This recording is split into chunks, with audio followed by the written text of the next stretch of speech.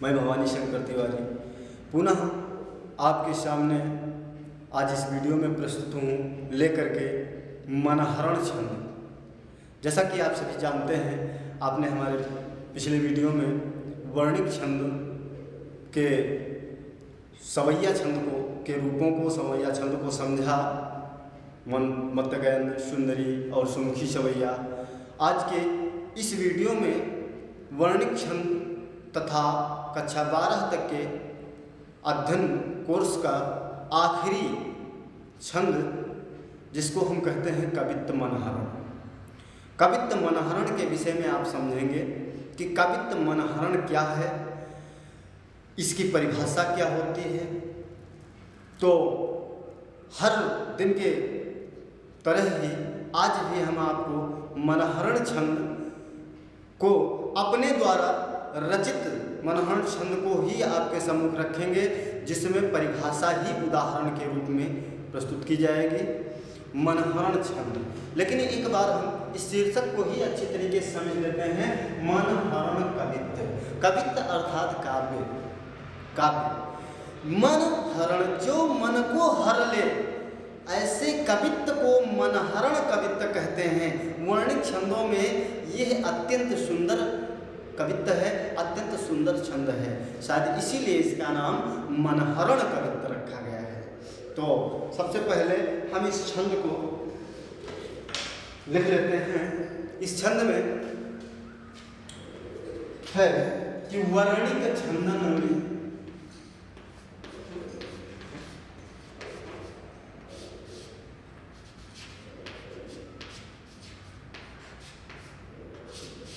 वर्णिक छंदन में छंद अति उत्तम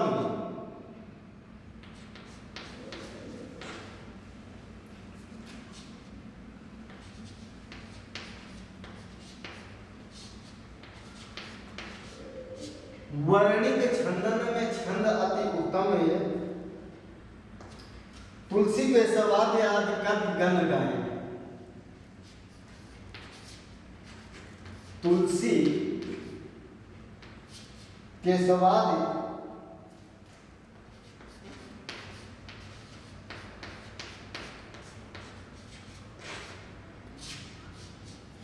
आदि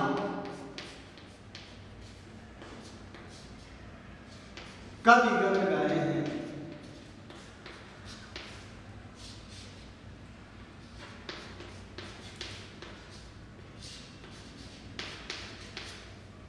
कवि गण गाए हैं।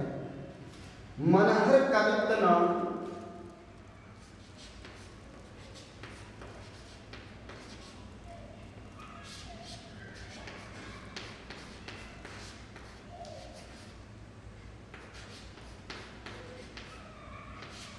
कवित्त नाम या अति शुभ जान।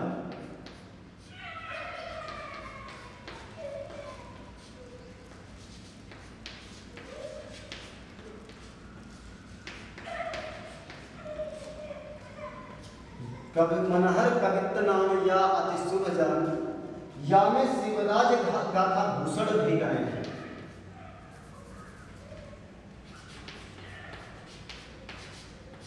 या में शिवराज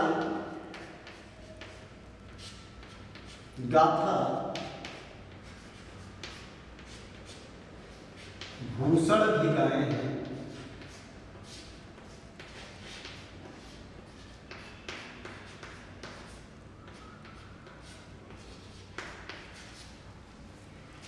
एक 30 वर्ण से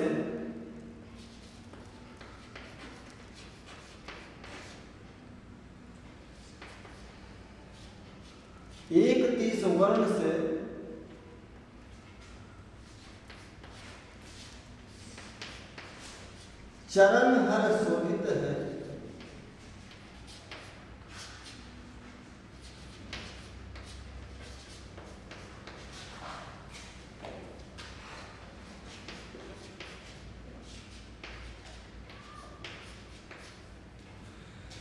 एक 30 वर्ण से चरण हर शोभित है। अंत गुरु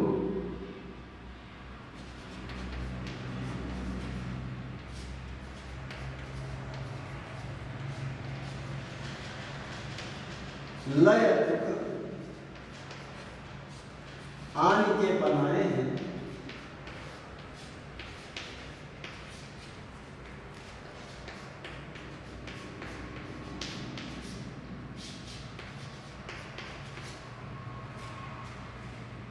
शुभ ये छंद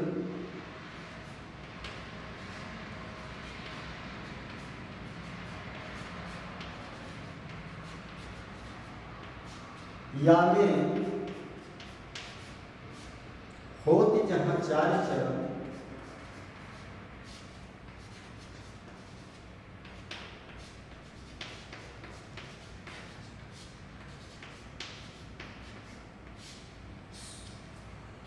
सोलह पंद्रह पर यदि वीरन बताए,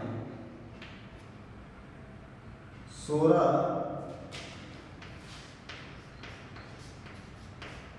15 पयति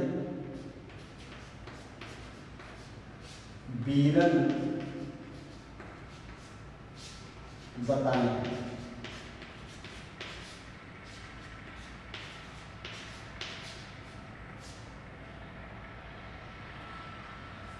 अब यहाँ एक मनहरण कवित्व है, 4 चरण है इसके, 1 2 3 4, 16 और 15 पर यति है इसमें, अर्थात 16 वर्णों पर एक अल्प विराम, 15 पर पूर्ण विराम, इस प्रकार 16-15 को मिलाकर के 31-31 वर्ण, प्रत्येक चरण में 31 वर्ण हैं। 1 2 3 4 5 6 7 8 9 10 11 12 13 14 15 16 17 18 19 20 21 22 23 24 25 26 27 28 29 30 31 31 वर्ण हैं। ये क्रमशः एक ही पंक्ति में लिखे जा सकते थे, लेकिन इनको प्रत्येक चरण को बीच से इसका मतलब आधा आधा भाग करके अलग अलग पंक्ति में लिखने का कारण भी यही है। बीच में एक आप अल्प विराम देख रहे हैं, इस अल्प विराम के आधार पर ये आपका 16 और 15 के क्रम दे दिए गए यहाँ पर, जिससे आप ये समझ सके कि 16 और 15 पर इसमें यति होती है। तो ये वर्णित छंदों में मनहरण छंद, इसकी परिभाषा आप इसका अर्थ निकाल कर देख सकते हैं कि वर्णित छंदों में मनहरण छंद अत्यंत श्रेष्ठ अति सुंदर छंद है। इसमें 4 चरण होते हैं, प्रत्येक चरण में 31-31 वर्ण होते हैं, 16 और 15 वर्णों पर यति होती है, अंत के वर्ण गुरु होते हैं। ये इसकी परिभाषा है और आप इसको पढ़ सकते हैं कि वर्णिक छंदन में छंद यति उत्तम, ये तुलसी के सवादि आदि कवि गण गाए हैं। मन हर कविता नाम या यति शुभ जानया में शिवराज गाथा भूषण भी गाए हैं। 31 वर्ण से चरण हर शोभित है, यत गुरु लय तो कयानी के बनाए हैं। शुभ यह छंद में होती जहाँ 4 चरण, 16-15 पयति वीरन बताए हैं। ये आपका घनाक्षरी छंद कवित्व मनहर छंद है। इस छंद में मैंने यहाँ पर दिया भी है कि तुलसी के सवाद आदि कविगण गाए हैं, शिवराज गाथा भूषण भी गाए हैं। ये ऐसा छंद है जिस छंद का प्रयोग अधिकतर चाहे भक्ति काल हो या रीति काल हो, किसी भी काल में लगभग हर काल में के कवियों ने इस छंद का प्रयोग किया। तुलसीदास के काव्य में आप देख सकते हैं, आपके पाठ्यक्रम में ही है, जिसको कहते हैं कवितावली। कवितावली तुलसीदास जी का लिखा हुआ कक्षा 11 में आपको मिलेगा, जिसमें लंका दहन का वर्णन तुलसीदास जी ने इन्हीं छंदों में किया। लिखा है कि बाल धी विशाल विकराल जाल ज्वाल मानो लंका लीली बेको काल रसना पसारी है। के धोव्योम बीथी का भारे है, भूरी धूम के तु वीर रस वीर तरवारी सी उघारी है। तुलसी सुरेश चाप के धो दामिनी कलाप के धो चली मेरु ते कृसानुसारी भारी है। और देखे जा तो धानिया कुलानी कहे काना न बुझारी वह नगर प्रजारी। या आप इसी को जैसे केशवदास जी ने सीता स्वयंवर में इसका वर्णन किया, पन्नग पतंग पित्र आदि। यहाँ आभूषण जी ने शिवाजी की, जो आप देखते हैं जिसको शिवा शौर्य कहते हैं कि साजी चतुरंग से नयंग में उमंग धारी सरजा शिवाजी जंग जीता न चलता। यहाँ तक वैसे तो इस छंद का प्रयोग वीर रस में होता है, लेकिन श्रृंगार वात्सल्य आदि रस में भी कवियों ने इसका प्रयोग किया।